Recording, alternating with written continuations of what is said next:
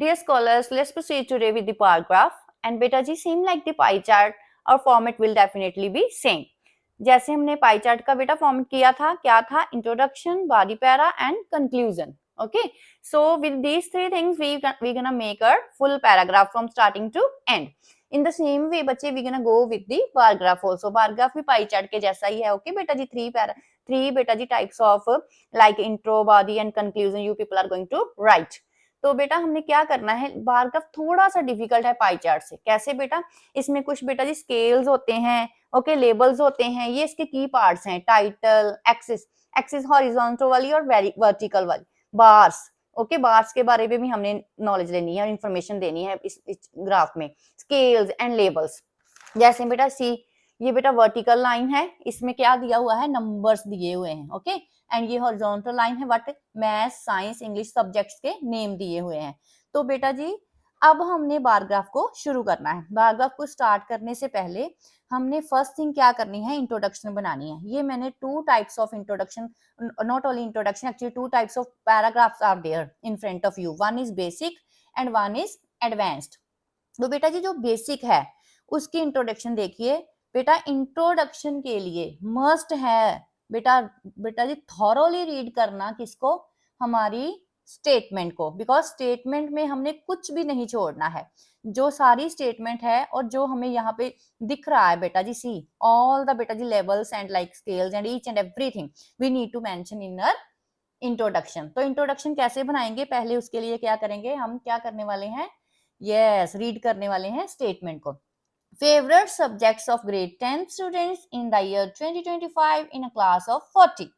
तो अब हमें बेटा जी इंट्रोडक्शन में तीन बातें बतानी है. क्या? सब्जेक्ट्स के बारे में, फेवरेट सब्जेक्ट 10th ग्रेड के बारे में, और 2025 के बारे में, और 40. यहाँ पे भी देखिए 2025 नीचे दिया गया है बार में. कुछ भी चीज बेटा अननेसेसरली वो नहीं देते हैं. ओके, हमको ईच बेटा जी थिंग जो भी उसमें मेंशन है सबको लेके ही चलना है साथ में. तो ये देखिए इंट्रोडक्शन देखिए, बेसिक वाली और एडवांस्ड वाली. मैं दोनों में आपको बेटा जी डिफरेंशिएशन भी बताऊंगी और दोनों के बारे में बताऊंगी कि कौन सी परफेक्ट है और उसमें क्या कमी है और उसमें क्या कमी है. The given bar graph shows, आप शोज भी लिख सकते हो. The given bar graph depicts भी लिख सकते हो. उसने ट्राई किया है बच्चे ने बेसिक में ही अच्छी तरह की वर्डिंग डालने का. ठीक है बेटा जी. The given bar graph depicts how many students in a class of 40. उसने 40 वाली क्लास को भी मेंशन किया है. Like different subjects के बारे में भी उसने बेटा यहाँ पे कॉलम डाल के maths, science, English and history को मेंशन किया है. लेकिन ये स्टिल बेटा हाफ है, पूरी नहीं है. क्यों पूरी नहीं है? हम इसमें देखेंगे. इसमें ये बेटा जी कंप्लीट है.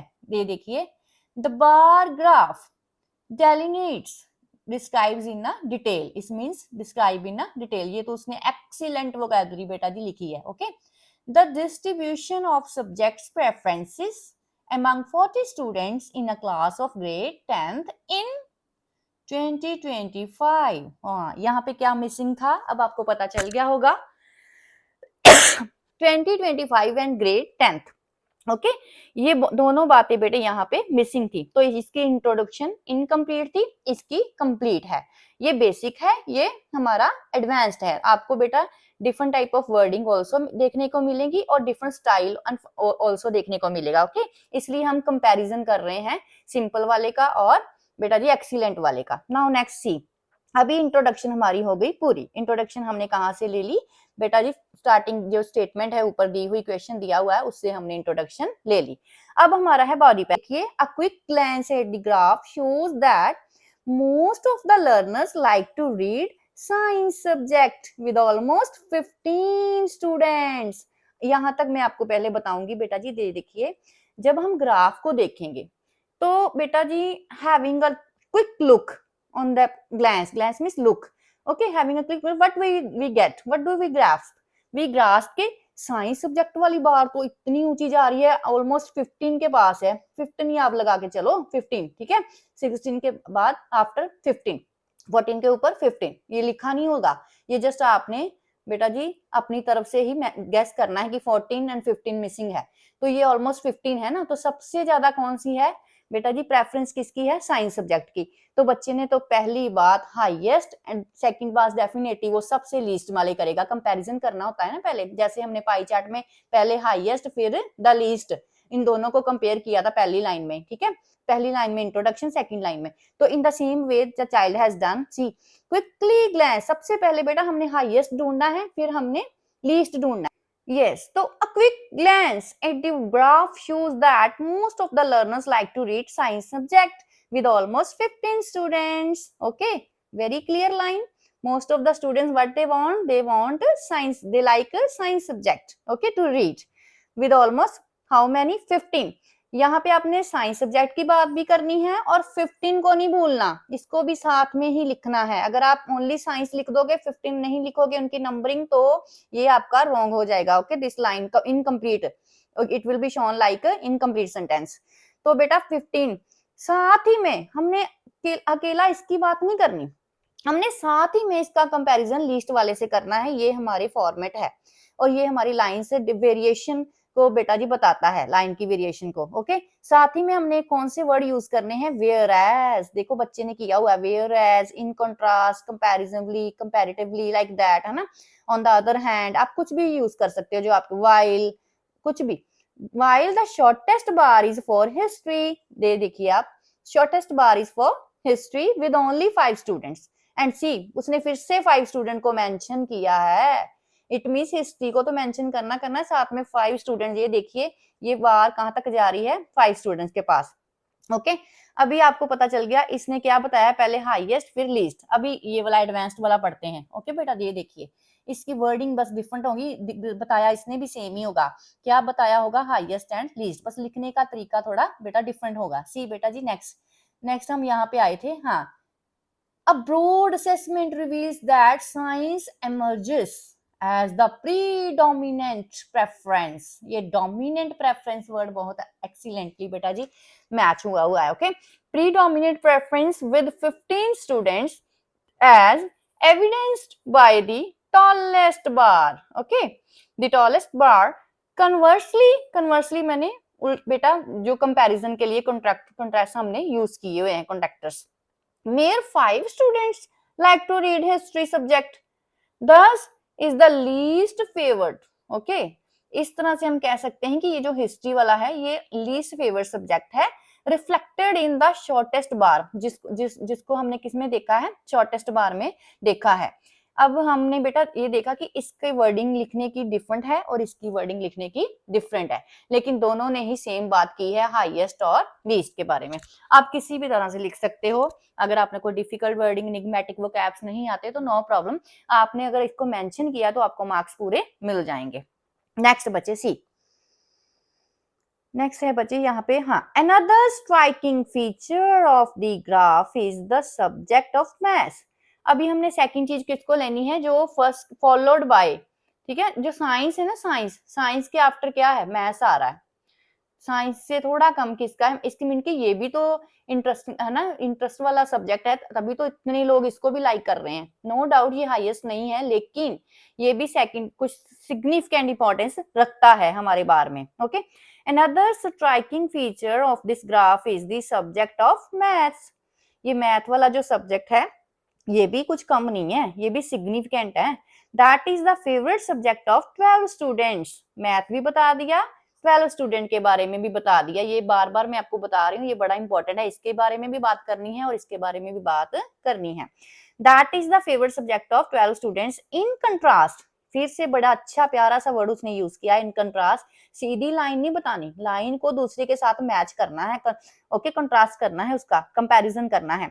In contrast the preference of the subject English, तो उसने इसको किसके साथ कंट्रास्ट कर दिया, इंग्लिश को, हाईएस्ट को लीस्ट के साथ और फिर सिग्निफिकेंट को इंग्लिश के साथ, followed by English subject. Okay, तो is little more than the half of math. Half of math, ये देखिए ये 15 था, ठीक है, 15 का हाफ से ये 8 हो गया ना, है ना, तो half of, nearly half of maths you can say, ये नियरली हाफ ऑफ मैथ्स है ना बेटा, आपको समझ आ रही है। ये देखिए यहाँ पे 15 था और ये ऑलमोस्ट 7 और 8 के करीब है, तो 7 7 14, ओके 7.5 7.5, तो ये ऑलमोस्ट क्या हो गया, half of math subject with 8 students. अभी फिर से उसने 8 स्टूडेंट के बारे में मेंशन किया है। तो अभी यहाँ पे देखेंगे द सेम थिंग, इसने भी ऐसे ही मेंशन किया होगा, मैथ्स को और इंग्लिश को कंपेयर किया होगा नेक्स्ट लाइन में। ये देखिए बेटा, moreover a striking and a significant preference is registered with the subject maths with 12 learners। अब उसने स्टूडेंट्स को, बेटा जी स्टूडेंट्स के लिए सिनोनिम यूज कर लिया लर्नर्स, आप ऐसे सिनोनिम यूज करोगे इसमें तो अच्छा रहेगा, okay. thus a second significant choice, preference का भी उसने सिनोनिम यूज कर लिया choice, favoured, okay, favourite. thus a second significant choice in contrast, फिर उसने contrast भी कर दिया with English, okay, English that stands at a moderate level with 8, English का level moderate ही है, just 8 है, okay। Students suggesting that although it is essential for communication, ये उसने अपनी तरफ से एक आइडिया भी दिया है। वो कह रहे हैं कि ये जो 8 है ना, 8 नंबर, ये सुजेस्ट कर रहा है हमें कि चाहे इंग्लिश बड़ी इसेंशियल है, लेकिन किसके लिए, कम्युनिकेशन के लिए एंड एकेडमिक्स में इसकी बड़ी बेटा इंपॉर्टेंस है, इंडिस्पेंसिबल है ये, but it is a less popular, बेटा जी लेकिन ये एक लेस पॉपुलर सब्जेक्ट है compare to the other subjects. अगर हम इसको दूसरे सब्जेक्टों से कंपेयर करें तो ये इतना ज्यादा पॉपुलर नहीं है इन दोनों से, ओके। तो नेक्स्ट लास्ट में उसने क्या किया, अब सारा कुछ मेंशन हो गया, हाईएस्ट, लीस्ट, सिग्निफिकेंट एंड उसके साथ इसका कंपैरिजन हो गया, सारा कुछ मेंशन। अब ओनली लास्ट थिंग रहेगी क्या, हमारा कंक्लूजन। अब इसने कंक्लूजन में कौन सा वर्ड यूज किया है, notably. Notably science emerges as a favourite subject of the student. अब हमने कंक्लूजन में कुछ खास नहीं करना होता, बस जो हमने यहाँ पे बताया है ना उसको ही पैराफ्रेज करके नीचे लिखना है, उसको ही ओके, थोड़ा बहुत डिफरेंट करके, कोई न्यू आइडिया नहीं इसमें मेंशन करना होता। Notably science emerges as a favourite subject of the student while history with the mere 5 students is the least favoured, okay. बस यही बात बता दी। अगर आप कुछ एक आधी लाइन और भी मेंशन करना चाहो तो आप कुछ और भी सेकंड लाइन भी इसमें मेंशन कर सकते हो, ओके, किसकी, मैथ्स और इंग्लिश की भी। अभी इसका देखते हैं इसने क्या किया है, सी नाउ इसका बेटा जी कंक्लूजन कहाँ है, यस ओके बच्चे यहाँ पे है, in a nutshell a strong inclination is found.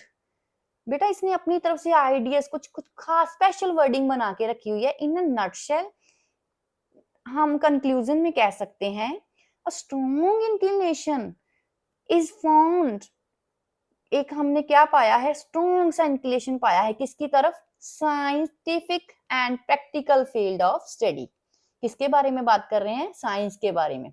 ये उसने सीधा लिखने की बजाय अपनी लाइन को बेटा जी थोड़ा एनिग्मेटिक वे से और थोड़ा बेटा स्टाइलिश स्प्लेंडेड वे से बताया है कि जो ज्यादातर लोग हैं वो इंक्लाइंड किसकी तरफ फैसिनेट हैं, किसकी तरफ है टुवर्ड्स की साइंटिफिक एंड प्रैक्टिकल फील्ड, मतलब साइंस। इसका मीनिंग क्या है, मतलब साइंस। वेयर एज, फिर से उसने क्या कर दिया है, ये वाला बेटा जी कॉन्ट्रैक्टर यूज किया है, a declining interest is recorded for the subject rooted in the past. History को उसने क्या बोल दिया, रूटेड इन द पास्ट, और साइंस को उसने क्या बोल दिया बेटा जी, scientific and practical field. Science के और हिस्ट्री के बारे में ही बात कर दी, किसमें, कंक्लूजन में, लेकिन बात करने का, लिखने का स्टाइल डिफरेंट है, ओके। तो बेटा जी आप कोई भी पैटर्न यूज कर सकते हो। Now I hope you have understood how to write the bar graph same like the pie chart बच्चे। 3 things are important, intro, body and conclusion. This is our format, and after that before writing बच्चे, before proceeding for the bar graph, we have to read, must read this one, that is our statement, and after that all the scales, levels, okay, and both the axis y and axis x, जो both the bars हैं हमने उनको देखना है, horizontal वाली और vertical वाली, और उसके ऊपर जो कुछ भी मेंशन है, कभी कभी परसेंटेज में कुछ मेंशन होता है, कभी कभी यहाँ पे कुछ सिंपल सी बातें कुछ लिखी होती है, उन सबको इग्नोर नहीं करना, आपने डीपली पढ़ना है और सारा ही कुछ मेंशन करना है अपनी राइटिंग में, ओके। तो this is the simplest way, this is the enigmatic, D बेटा जी एडवांस्ड, ओके। तो you can choose any, don't worry, ये मत सोचना कि अगर ऐसा लिखेंगे तो ऐसे मार्क्स मिलेंगे, ऐसे कुछ नहीं होगा, ऐसा जस्ट आपने कुछ इग्नोर नहीं करना है इसमें से, ओके। तो I hope you have understood my dear. Thank you. Have a nice day.